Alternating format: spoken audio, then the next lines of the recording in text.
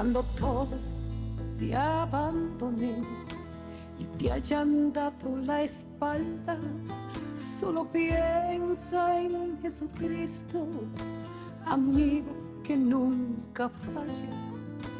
Él es el amigo fiel, nunca te abandonará y siempre espera por ti, porque Él solo sabe amar. No hay amor más grande que el amor de Dios.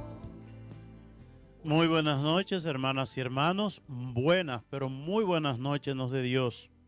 Vamos a comenzar el programa La Vida en Cristo y hoy vamos a hablar sobre la divina providencia, sobre todo elementos concretos bíblicos, personajes que se vieron protegidos por la divina providencia. Vamos a comenzar en oración, en el nombre del Padre y del Espíritu Santo. Amén.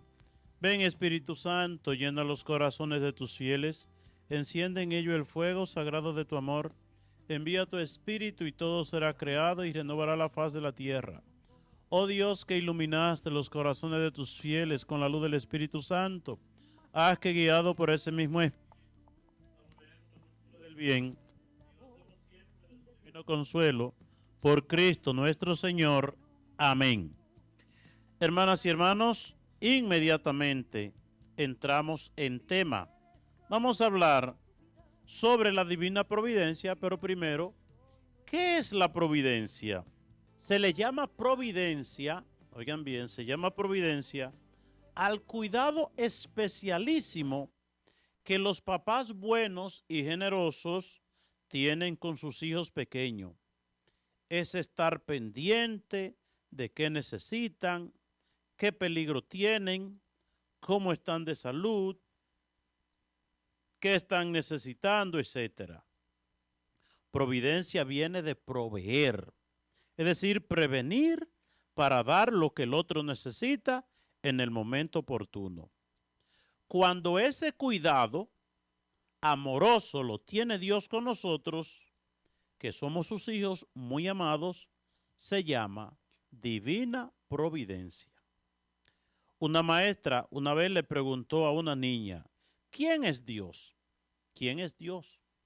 Y la niña le dijo, Dios es un papá que ama como una mamá. Oigan bien, Dios es un papá que ama como una mamá. Qué buena definición. Y si ahora le preguntáramos a nuestro ángel de la guarda, ¿qué está haciendo Dios? Él nos contestaría, les está amando a ustedes. Es decir, ¿qué hace Dios a cada momento? Amarnos a nosotros. Eso es una cosa bella. Imagínense Isaías 49:15. Dice Dios, ¿acaso puede una madre olvidarse del fruto de sus entrañas? Es decir, para Dios es inconcebible que una madre no ame, no cuide, no proteja, no se entregue a sus hijos. Pero dice él, mira, aunque tu madre te abandone, yo nunca te abandonaré. Si creemos nosotros en este mundo que el amor de la madre es una cosa grande, el amor de Dios supera, pero en creces, ese amor que Dios tiene por nosotros. Dios cada momento está pensando en cada uno de nosotros. Nos está proveyendo de todo lo que necesitamos, ¿verdad? Eso es lo que se llama la divina providencia. Dios nos da a nosotros todo lo que necesitamos. Ay, pero es que yo tengo tanto tiempo pidiéndole a Dios tal cosa y no me lo da. Si le pide con fe y con confianza y no te lo da, simplemente convéncete de una cosa. No lo permite. Porque el papá bueno, generoso y juicioso no permite al hijo chiquito de 6 meses jugar con la vela, con la luz, jugar con un cuchillo, jugar con algo peligroso. El niño no entiende que eso es un peligro, el papá sí. El papá no le permite, el niño grita y patalea. ¿Por qué el papá no le permite? Ah, porque eso es un peligro. Así somos nosotros frente a Dios, niños. Entonces, vamos a ver algunos casos especiales en la Biblia algunos casos especiales, de divina providencia. De divina providencia. Bueno, en el libro del Génesis vemos primeramente una figura muy importante y esa figura se llama Noé, ¿verdad? ¿Qué dice la palabra de Dios? Que el pecado cundió, se regó el pecado y ya vio Dios que era algo insostenible. Dios algo tenía que hacer porque se estaba dañando todo lo que Dios había hecho, porque el pecado daña todo. Lo primero que daña el pecado es a nosotros mismos. Entonces Dios interviene para purificar a la humanidad de todo lo pecado. Pero entonces viene el diluvio. Y ese diluvio es como el agua limpia todo. Ese diluvio fue como un bautismo general, ¿verdad? Para limpiar, purificar todo lo que era pecado. Entonces, dentro de esa sociedad pecaminosa, había un hombre que dice que amaba a Dios y obedecía a Dios. No solamente amaba a Dios, sino también que lo obedecía, ¿verdad? Porque si yo amo a papá, yo obedezco a papá. Si amo a mamá, obedezco a mamá. Ese amor etéreo, ¿verdad? Ese amor sin fundamento, eso no es ningún amor. El amor se demuestra en la obediencia, ¿verdad? Y entonces Abraham era un hombre creyente en Dios, que creía en Dios y obedecía a Dios y caminaba según la ley de Dios. Entonces, como Abraham puso su confianza en Dios, tenía la confianza puesta en Dios, viene Dios y le dice, mira, digo Noé, como Noé tenía la confianza puesta en Dios, Dios le dice, mira Noé, viene el diluvio, ¿verdad? Viene el diluvio y la cosa se va a poner fea, muy fea. Entonces, ¿qué tú vas a hacer para que tú te salves, tú y tu familia, en virtud de que tú eres un hombre de fe, en que tú crees en mí, en que tú pones la confianza en mí? Entonces tú vas a construir una barca. Te vas a salvar tú, tu familia y los animales. Oigan bien, Dios salvó a los animales porque los animales no tenían pecado, ¿verdad? Dios decidió salvar a los animales también. Ahora, hay una tradición que dice que Abraham también Noé recibió la noticia como de decirle a la gente, a los vecinos, miren señores, va a venir el diluvio. Incluso hay canciones de esa, ¿verdad? Richie Ray y Bobby Cruz tienen una canción sobre a la actitud de Noé, y Noé salió, señores, mire, va a venir un diluvio grande, yo estoy haciendo una barca, ahí cabe todo el mundo, ¿verdad? Y todo el que quiera salvarse, venga y súbase. Ay, ese hombre está loco, ¿quién le va a poner asunto?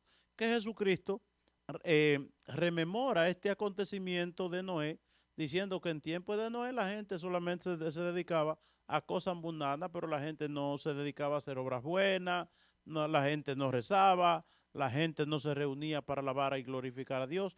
Es decir, la gente no hacía acciones espirituales, solamente cosas mundanas, de placeres, de gusto, y bueno, por ahí se fue la cosa. Pero en esa humanidad, en esa sociedad, en tiempo de Noé, Noé, que era un hombre justo, que creía en Dios y obedecía a Dios, entonces recibe la divina providencia de Dios. Y Dios lo cuida y lo protege, incluso de ese diluvio que iba a purificar a la humanidad. Después tenemos nosotros la figura de Abraham. Miremos nosotros cómo Abraham, a esa gente que confían en él, Dios no lo abandona, incluso en el momento difícil. En el momento de peligro, ahí está Dios, ayudando y auxiliando a aquellos que confían en él. Y hay un elemento de este Abraham que muy pocos conocen. Y eso lo vemos en el capítulo 14 del libro del Génesis. Un episodio de Abraham muy interesante y lo voy a explicar. Resulta que Abraham, bueno, sabemos nosotros, le dio prueba a Dios de que creía en él y lo obedecía. Abraham, déjalo todo, y Abraham se fue y lo dejó todo. Después Abraham, sacrifícame a tu hijo, y Abraham cogió a su muchacho a sacrificarlo, Y cuando lo va a matar, Dios le dice, no, no, detente, era una prueba. Ahora yo sé que tú eres un hombre de fe. Es decir, la fe es obediencia. Y como Abraham dio prueba de fe, entonces Dios comenzó a caminar con Abraham. En el capítulo 14 del libro del Génesis, oigan bien, dice, y sucedió que por aquel tiempo que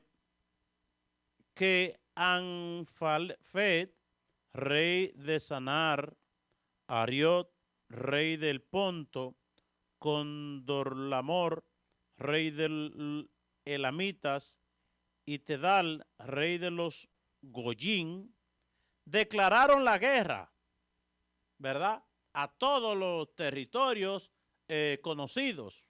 Y salieron 5 reyes, oigan bien, 5 reyes salieron a acabar con todo, a adueñarse de los reinos, a robarle a la gente sus cosas. 5 reyes, ¿verdad?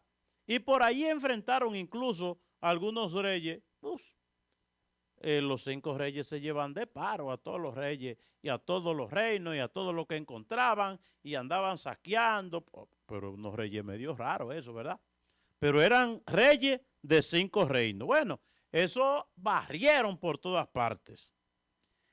Pero, oigan bien, y cuando esa gente habían acabado con medio mundo, dice, el capítulo 14, versículo 14, dice, y cuando yo Abraham, que esos jefes andaban llevándose el mundo por delante y que incluso, oigan bien, se habían apoderado, habían secuestrado a Lot, el sobrino de Abraham, dice, escogió a sus 318 de los que trabajaban con él. Oigan bien, Abraham dice, cogió 318 de sus hombres que se habían criado en su casa. Oigan bien, el hombre de fe tenía 318 hombres que se habían criado en su casa. Pero por eso es que Abraham adoptó mucha gente, ¿verdad? 318 que se habían criado en su casa. Y entonces empezó a perseguir a estos hombres. Oigan, 5 reyes acabando con todo, y Abraham, que era un campesinito, ¿verdad?, que tenía tierra, era un hombre con muchas posesiones, pero era un hombre campesino. Entonces, suponga usted, un hombre campesino con 318 gente que se habían criado con él y 5 reyes que tenían un ejército enorme, y entonces Abraham y sus hombres persiguieron a estos 5 reyes, oigan bien, este campesinito cayéndole atrás 5 reyes. Y dice el capítulo 14, versículo 15, con sus hombres cayó de noche sobre ellos y los derrotó y persiguió hasta Jobá, el norte de Damasco. Recuperó el botín y también a su sobrino Lot, con sus pertenencias, a las mujeres y al resto de la gente. Es decir, esta gente tenía secuestrado medio mundo, 5 reyes. Y Abraham, un campesinito, le cayó atrás y con la fuerza de Dios lo acabó. Y recuperó todo, ¿verdad? Y una cosa bonita es que entonces Melquisedec, rey de Salem, trajo pan y vino. Cuando Abraham venía y volvía, después de derrotar a esos jefes, le salió al encuentro el rey de Sodoma en el valle de Sabe, es decir, el valle del rey. Entonces Melquisedec, rey de Salem, trajo pan y vino, pues era sacerdote del Dios Altísimo, y Melquisedec bendijo a Abraham diciendo, Abraham, bendito sea Dios Altísimo, creador del cielo y de la tierra, bendito sea el Dios Altísimo, porque entregó a tus enemigos en tus manos. Es decir, reconoce el sacerdote, oigan, después de esta batalla, de este triunfo de Abraham, Abraham no se fue a la cantina a beber, ni se fue por ahí a perder el tiempo, ni a que lo aplaudieran, sino que se fue a la iglesia, donde el sacerdote. Entonces ya con pan y vino el sacerdote celebró y bendijo a Dios y bendijo a Abraham. Y le dice, bendito sea Dios Altísimo, porque entregó a tus enemigos en tus manos. Es decir, el sacerdote reconoce y la gente reconoció que ese triunfo de ese campesino, que era Abraham, era una obra de Dios. Y entonces ellos alaban y bendicen a Dios. Qué bonito cuando nosotros logramos algo en la vida, uno reconocer la ayuda de Dios. Pero a veces los logros nuestros, no, eso soy yo, que soy inteligente, soy yo. Abraham se va a la iglesia y el sacerdote reconoce que esa batalla y ese triunfo de Abraham, ese campesino, vuelvo y repito, porque me da gracia. Me da gracia y por eso lo repito. Ese campesino con 5 reyes y lo derrotó. Pues obra de Dios. Pues entonces Abraham se va donde el sacerdote y allí empiezan a alabar y bendecir a Dios. Luego el rey de Sodoma dijo a Abraham, vuélvete, devuélveme las personas que has librado y quédate con sus pertenencias. Oigan, le ofrecen el rey de Sodoma le dijo a Abraham, mira Abraham, que la gente se vaya para su casa, pero como fuiste tú que luchaste con tu gente y Dios te permitió eso, quédate con su pertenencia. Y entonces Abraham le respondió, levanto mi mano hacia Yahvé, creador del cielo y de la tierra, el Dios altísimo. Oigan, qué creencia más profunda tenía Abraham. Y le dijo, para jurar que no tomaré una hebra de hilo, ni la correa de un zapato, ni cosa alguna que te pertenezca. Así tú no podrás decir, Abraham se hizo rico a costa mía. No quiero nada para mí, sino tan solo lo que han comido mis hombres. En cuanto a mis aliados, Aner, Escol y Mambré, que ellos mismos tomen su parte. Yo no quiero nada. El hombre de Dios es desinteresado, ¿verdad? Abraham con gran triunfo, él va donde el sacerdote, allá alaban y bendicen a Dios y hasta celebran la misa con pan y vino, ¿verdad? Oigan eso fue en la antigüedad, ya un acto que prefiguró la misa. Entonces, Abraham dice, no, yo no quiero nada. Esto no es obra mía, es obra de Dios y además que cada quien coja lo que quiera, yo no quiero nada. El hombre de Dios es desinteresado. Ahora, ¿dónde vemos aquí la divina providencia? Dios, pero veámoslo clarito. 5 reyes que andan acabando con medio mundo y un campesino llamado Abraham le cae atrás y de noche lo vence. Y Abraham tan claro vio que eso fue obra de Dios, ¿verdad? Abraham atribuye esa batalla a Dios y así lo declara el sacerdote Melquisedec. Bendito sea Dios que puso estos enemigos tuyos en tus manos para que tú lo derrotaras, la divina providencia. Porque si hubiese sido por Abraham, por él, ¿verdad? Pues lo acaban 5 reyes a este pobre hombre, ¿verdad? Miremos nosotros, Dios no abandona a aquella gente que creen y confían en él. Otro ejemplo en el que actúa la divina providencia, miremoslo nosotros en José.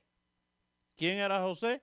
José el de Egipto. ¿Cuánta gente que ha visto esa novela, que enseña, ¿verdad? Y han leído y conocen esta historia de José, la historia de este muchacho vendido por envidia por sus hermanos y llevado como esclavo a Egipto, ¿verdad?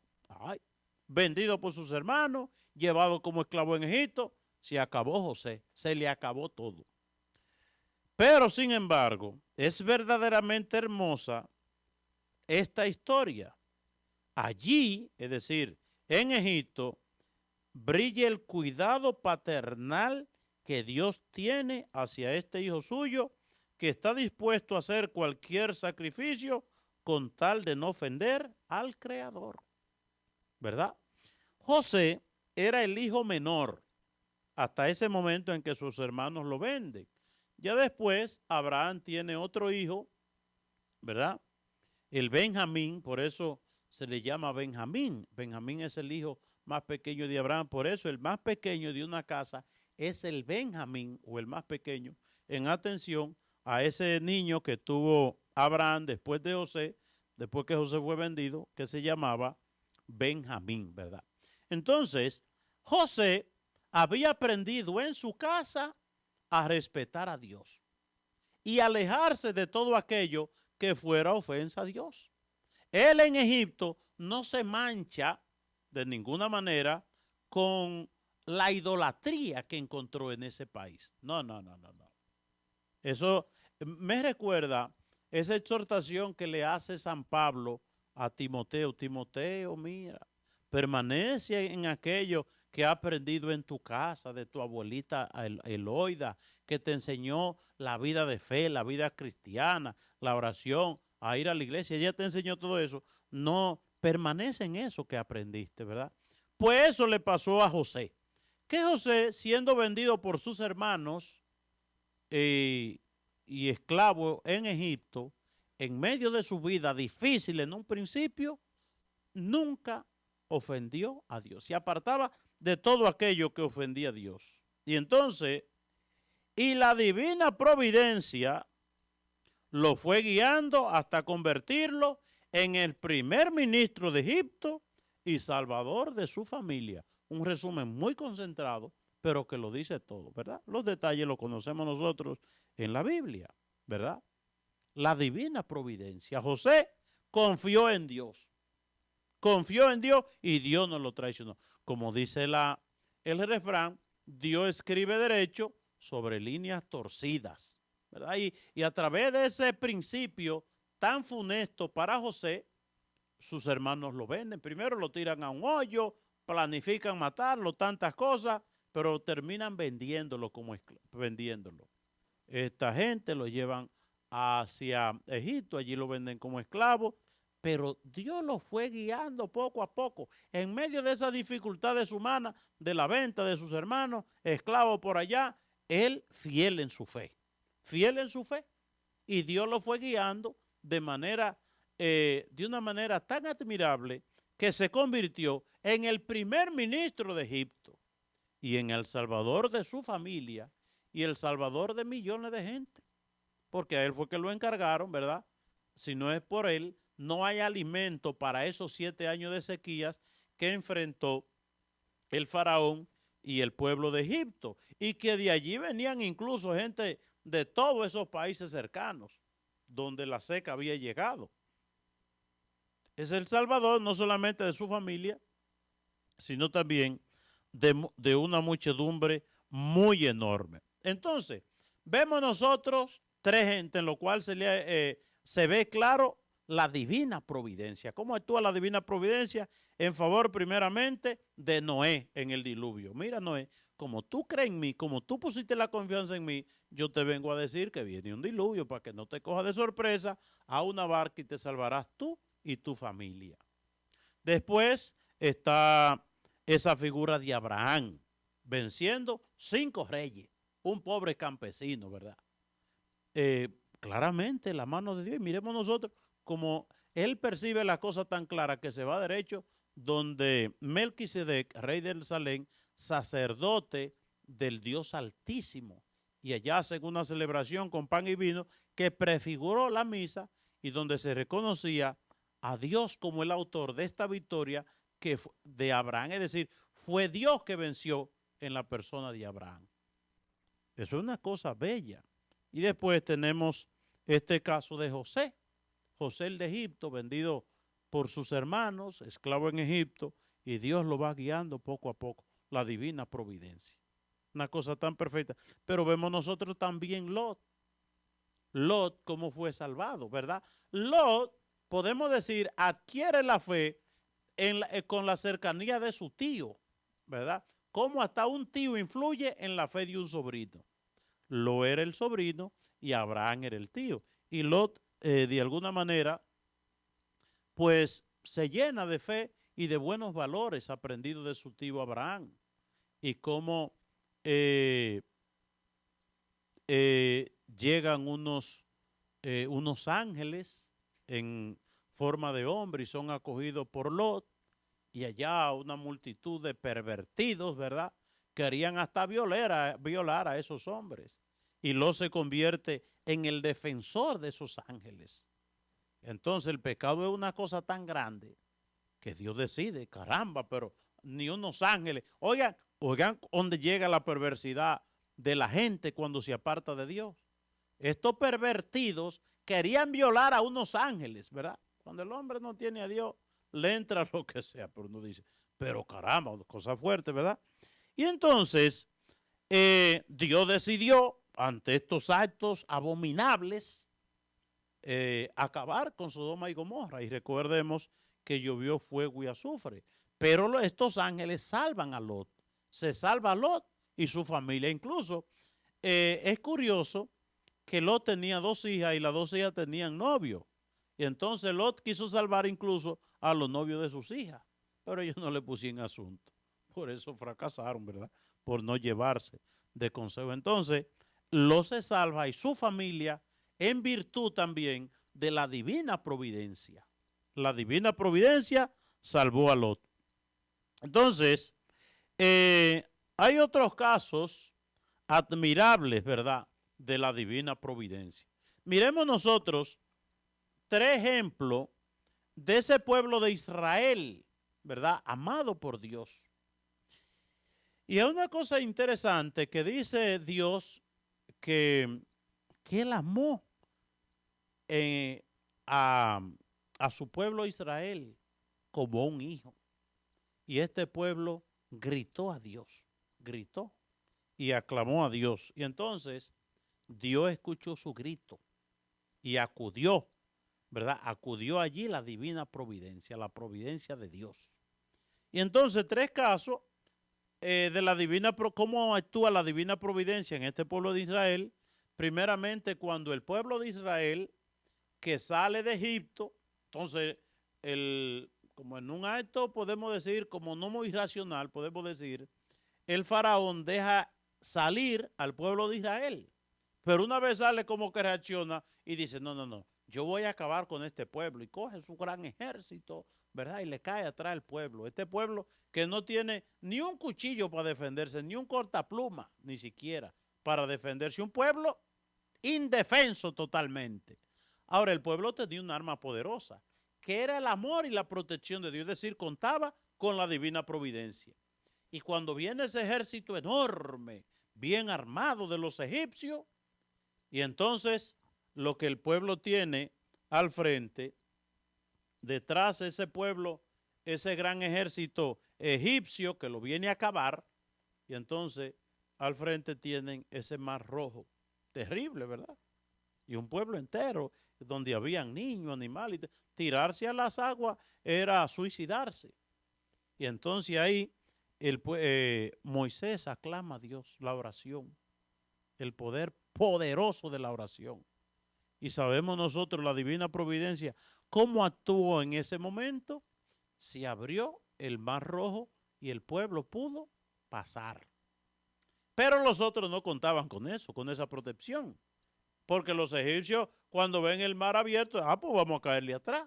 Cuando se tiraron ellos al mar, ¿verdad?, que por donde había un camino seco, pues ahí vinieron las aguas y lo acabaron a todo. Es decir, Dios manifiesta su divina providencia con el pueblo de Israel, abriéndole el mar rojo en 2 y después ahogando a sus enemigos, que eran los egipcios.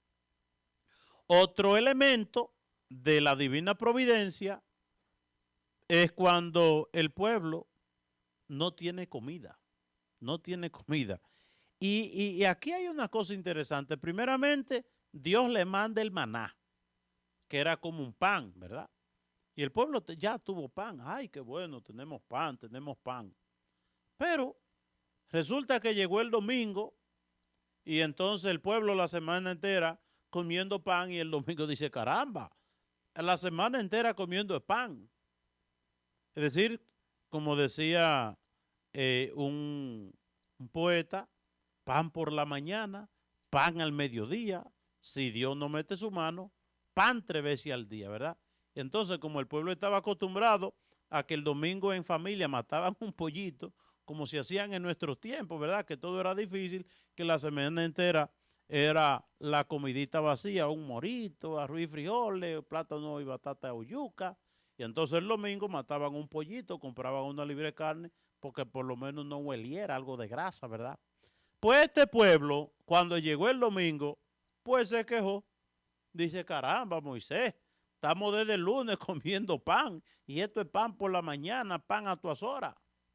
Y ni una carnita, caramba, pero dile algo a Dios que tenga misericordia de nosotros. Y entonces ahí, pues Dios es hasta esto, señores. Dios añoñó ese pueblo de Israel mucho, que le dijo, pues está bien, como es domingo, vamos a darle cordonice, ¿verdad? Y vino esa banda de cordonice y cayó ahí, pues el pueblo se hartó de carne, ¿verdad? Pudo comer carne, la divina providencia. Y más tarde se acabó el agua. Y ahí está el pueblo sudando en el desierto, no tienen agua para tomar, tienen la lengua afuera, y por otro lado, ya no tienen agua para bañarse, ya tajedían esa gente, ¿verdad? Sin agua para bañarse. Entonces el pueblo sudado, sin bañarse, sediento, entonces se desesperan ahí. Pero Moisés acudió a Dios y otro elemento también de la divina providencia fue cuando Moisés con el cayado tocó la roca y brotó agua y el pueblo pudo no solamente tomar agua, sino bañarse. Sino, vengan, todo el mundo báñese, ¿verdad? Bonita esta historia, ¿verdad? Cuando uno la medita, qué bueno es Dios. Uno se pone a pensar, qué bueno, oigan bien, qué bueno es Dios. ¿Y cuántos elementos más podemos citar en la Biblia de la divina providencia? Pensemos nosotros, David, el rey David, cuando con 15 o 16 años era un muchacho cuidando ovejas en el campo, un muchacho desconocido, y viene esa guerra de los filisteos, ¿verdad? Y entonces David en Israel, entonces, ¿verdad? Ese muchacho llamado por Dios del campo, y está ese gigante, ¿verdad? Llamado Goliat, ¿verdad? Y entonces Goliat, con su fuerza, con su armamento, con su jabalina, con su casco protector, con su armadura, ¿verdad? Una cosa tremenda, solamente verlo, eso daba miedo. Y el pobre David, que era pequeño de estatura, ¿verdad? Pequeño de estatura, desarmado totalmente. Entonces, ¿qué pensó el gigante Goliat? Este no me va a saber a nada. Pero una cosa muy bonita, lo que dice David cuando se ve enfrentar al gigante, dice, mira, tú vienes donde mí con tu fuerza, tú vienes con tu armadura, tú vienes con tu arma, ¿verdad? Tú vienes con todas las cosas humanas a vida y por haber.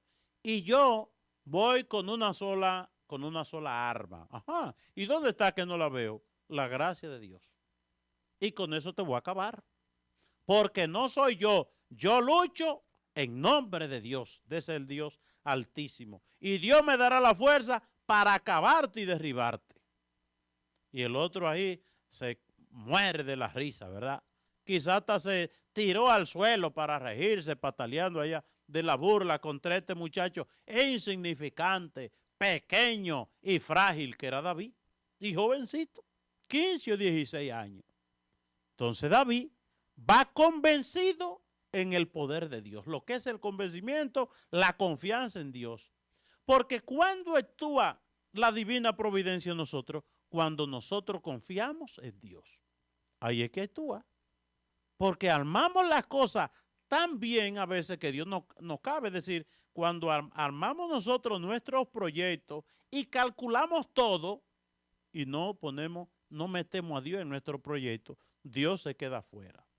Pero pero David estaba convencido de una cosa, aquí la gracia y la fuerza de Dios son los elementos que me darán la victoria. David ciegamente confiaba en Dios en ese momento. Y sabemos la historia que David coge una piedra y una soga allí como una onda. Eso es una cosa, cuando uno lee eso, uno de la ciudad, quizá uno no entiende. Pero en el campo sí practicábamos eso, que uno cogía una soga, ¿verdad? Una hébrata de cepe plátano, y uno la envolvía en la mano y uno metía la piedra en la parte inferior y le daba 2 vueltas y la aflojaba y eso salía con una fuerza grande. Pues eso hizo David. Cogió una cuerda como onda, puso la piedra ahí, le dio 3 vueltas, se la disparó al gigante y se clavó justamente en la frente y muerto el hombre, ¿verdad? Lo que nadie se esperaba, y es lo que hace grande a David. ¿Qué es lo que hace grande a David? Esta derrota que fue claramente una victoria de Dios. Podemos ver claramente aquí la divina providencia a favor de David y el pueblo de Israel, ¿verdad? David, que sabemos nosotros su historia subsiguiente, una historia de confianza en Dios, marcada por la fragilidad y la debilidad humana. En un momento David pecó, pero se levantó. Por eso David es en el pueblo de Israel una cosa grande, ¿verdad? Es un héroe nacional. Y David se llama en Israel el rey según el corazón de Dios, ¿verdad? Y cuando uno va a Israel, pues es inevitable esa visita a la tumba del rey David, custodiada y visitada por tanto, ¿verdad? Y hasta yo he ido. Bueno, después hay una historia muy bonita donde es una historia para leerla, ¿verdad? No tenemos tiempo para un programa de 1 hora leer el libro de Tobías. Es una historia bellísima. Tobías tenía un hijo llamado Tobit, y entonces resulta que Tobías era una familia de fe, una familia creyente. Incluso hay un episodio que a mí me gusta muchísimo de este libro, y es que un día la mujer de Tobías sale y trajo un chivito, ¿verdad? Lo encontró por ahí. Entonces, ay mujer, ¿dónde tú encontraste ese chivo? Cuidado si te lo robaste por ahí. Y la mujer se incomoda y todo. Pero Tobías hace esta como investigación y este reproche para cuidarse, ¿verdad? Cuidarse. No vaya a ser que sea robado, no vaya a ser que sea mal habido. El hombre delicado de conciencia. Bueno, resulta que David había prestado un dinero por allá a un amigo, pero ese estaba en un lugar muy lejano. Entonces, ¿cómo puede mandar a su hijo tan jovencito solo para allá? Entonces se le aparece una cosa muy interesante, el ángel Gabriel en forma de hombre, y se hace amigo y lo acompaña, y por allá es una historia muy bonita. Eso es para hacer incluso una novela, y cómo el ángel Gabriel va guiando, va protegiendo, va cuidando, va orientando a este muchacho hasta que consiguen el dinero. Y por allá incluso el hijo de Tobías se enamora de Sara, y cómo hay una cuestión aquí, porque Sara tiene un demonio, que todos los hombres que se casan con ella la noche de la luna de miel mueren.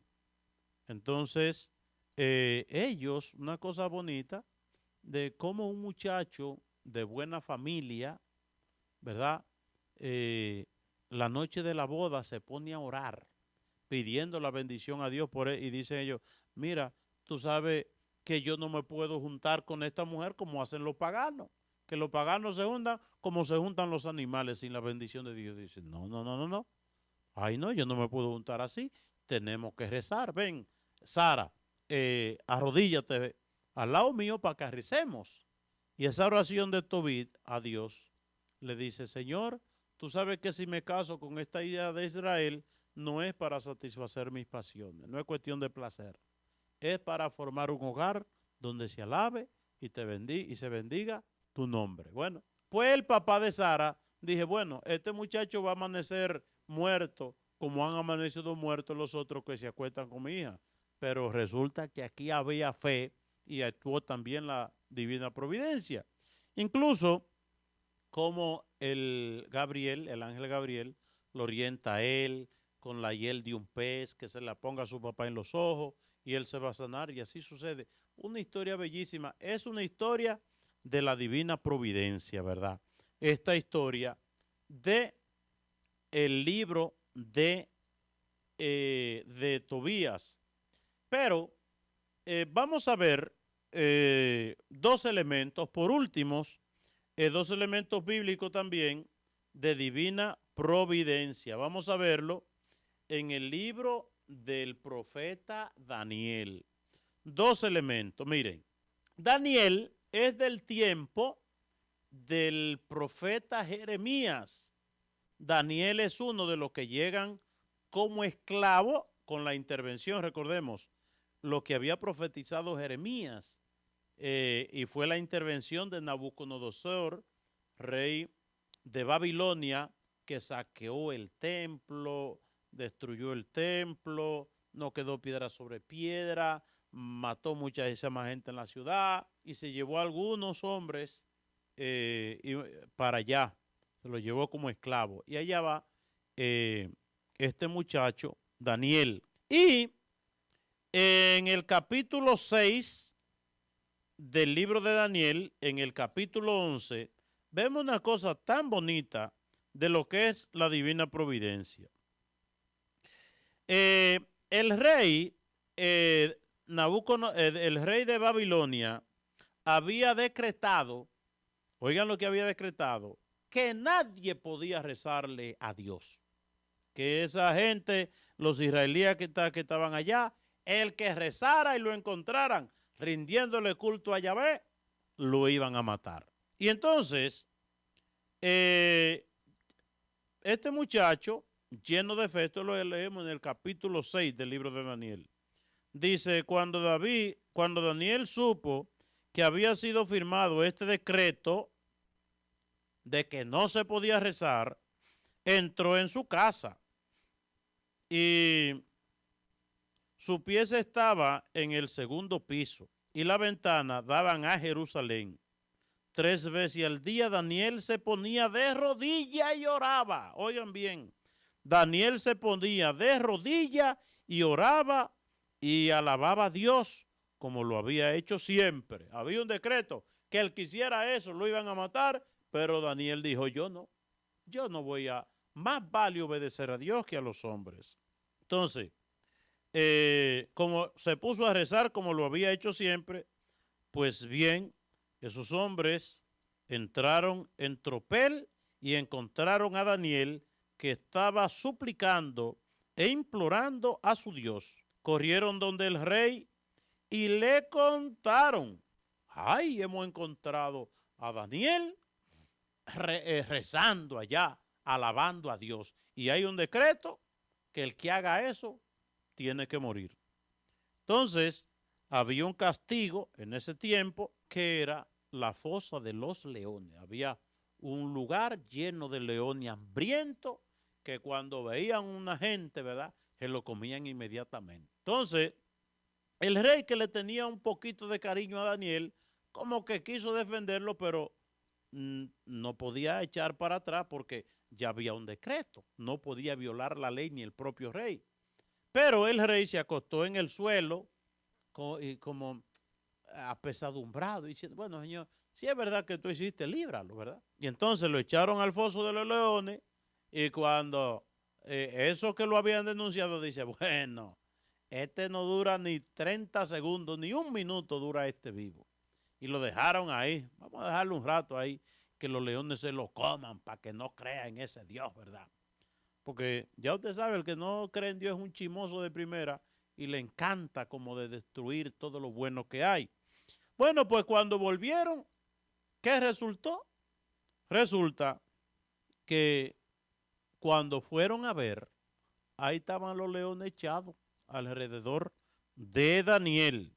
Y entonces el rey Darío escribió a todos los pueblos y naciones y lenguas que viven en toda la tierra, diciéndole, este es el decreto promulgado en toda la extensión de mi reino. Oigan bien, la gente temerá y respetará al Dios de Daniel. Él es el Dios vivo que permanece para siempre. Su reino no será destruido y su imperio no tendrá fin. Él salva y libra, realiza señales y prodigios en los cielos y en la tierra. Él salvó a Daniel de las garras, de los dientes de los leones, durante el reino de Darío y el de Ciro el persa. Daniel fue cada vez más considerado por su fe en Dios. Dios no lo abandonó, Dios lo protegió, Dios lo cuidó de las fieras, de los leones, ¿verdad? La divina providencia. Y cuando vamos nosotros al mismo capítulo 3, cuando vamos al capítulo 3 de este mismo libro de Daniel, resulta que también hay tres muchachos aquí, que es uno, Sidrat, Misat y Abdenago, que ahí está Daniel también, eran fieles a Dios. Lo que habían aprendido en Israel, a rezar en el templo, a hacer obras de bien, a alabar y glorificar a Dios, ellos siguieron con esa tradición. No podían abandonar su fe. Y entonces, resulta que ellos también, pues le prohibieron. Ustedes le prohibimos terminantemente toda expresión religiosa. Ahora hay prohibiciones también por allá en Nicaragua. Daniel Ortega, ese bandido, pues se la ha ensañado con la iglesia, ¿verdad? Y recordemos que cuando la gente se pone con las cosas de Dios, ahí mismo fracasa. Recordemos a Trujillo en República Dominicana lo que le pasó. Entonces, en el capítulo 3, versículo 19, loco de rabia, ¿verdad? Nabucodonosor, ¿verdad? Ese rey de Babilonia, que había prohibido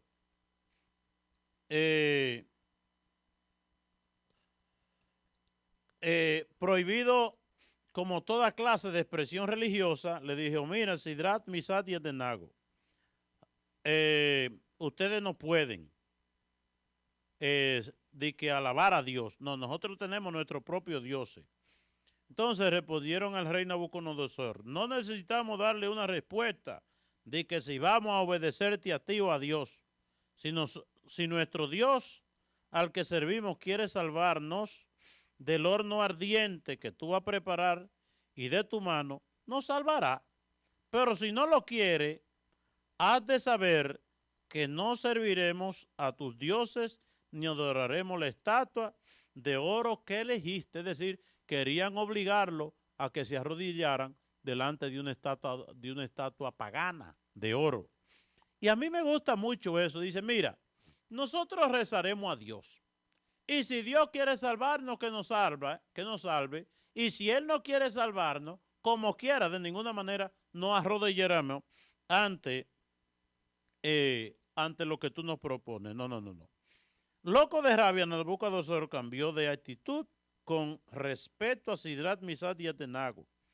Ordenó que calentaran el horno 7 veces más de lo que era costumbre. Luego dio orden a los hombres más forzudos de su ejército que lo ataran y que lo echaran al horno ardiente. Ataron pues a esos hombres y lo echaron al horno ardiente con sus manos, túnicas, turbantes y todas las demás ropas. Como la orden del rey era irrevocable, se había calentado el horno al máximo. Oigan bien, así fue como las llamaradas mataron a los hombres que lo tiraron. Es decir, aquellos que fueron a tirarlo a ellos al fuego, el fuego era una cosa tan grande que lo quemó a lo que lo llevaron. Entonces esos 3 hombres, Sidrat, Misat y Abdenago, cayeron en el horno ardiente amarrados. Pues bien, Caminaban en medio de las llamas, alabando y bendiciendo a Dios. En medio de la llama de la dificultad, ahí estaban ellos de pie, en medio del fuego, alabando a Dios. Entonces, al final, eso en el versículo 19 y siguiente, y en el versículo 91, dice, el rey Nabucodonosor se quedó sin resuello, se levantó rápidamente y preguntó a sus consejeros, ¿no echamos a esos 3 hombres amarrados al fuego? Respondieron ciertamente que sí. El rey añadió, pues bien, veo a 4 hombres que caminan con toda libertad en medio del fuego sin que sufran nada. El cuarto se parece a un hijo de los dioses, se parece como a un ángel. Nabucodonosor se acercó a la puerta del horno ardiente y exclamó, Sidrat, Misat y Abdenago, servidores de Dios Altísimo, salgan y vengan para acá. Entonces Sidrat, Misat y Abdenago salieron de en medio del fuego. Los funcionarios, prefectos, gobernadores y consejeros del rey se juntaron para ver a esos hombres. El fuego no le había hecho nada, ni su cuerpo ni su cabellera estaba quemada, sus ropas no habían sido tocadas y ningún olor a quemado despedían ellos. Nada había pasado. Poder de la divina providencia. Hermanas y hermanos, así llegamos al final del programa La Vida en Cristo. La invitación de esta noche, de este programa, confiemos siempre en Dios. Nadie ha confiado en Dios que haya quedado defraudado. Que por intercesión de la Santísima Virgen María y todos los santos, el Señor les come de sus bendiciones. En el nombre del Padre, del Hijo y del Espíritu Santo. Amén. Siga con su canal, su mejor compañía. Pasen buenas noches. Él es el amigo fiel, nunca te abandonará y siempre espera por ti.